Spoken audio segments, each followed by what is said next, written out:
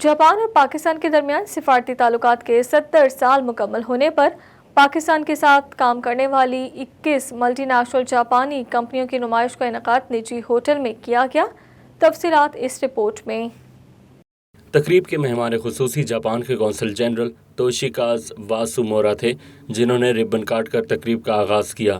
نمائش میں پاکستان کے ساتھ کام کرنے والی 21 ملٹی نیشنل جاپانی کمپنیوں نے شرکت کی۔ اس موقع پر جاپان کے قونصل جنرل کا کہنا تھا کہ یہ ہمارے لیے بہت اچھا موقع ہے کیونکہ ہم نے پاکستان اور جاپان کے درمیان سفارتی تعلقات کے 70 سال مکمل کر لیے ہیں۔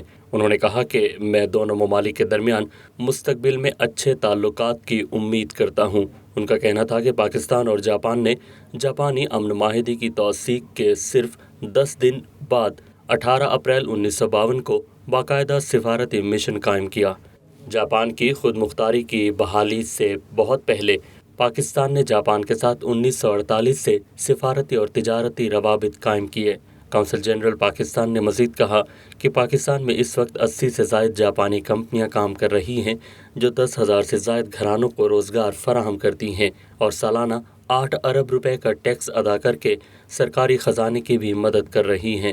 تقریب میں تمام معروف جاپانی برانڈز کے ساتھ گاڑیوں کے شعبے میں اپنی موجودگی کے ساتھ سر فہرست ہے۔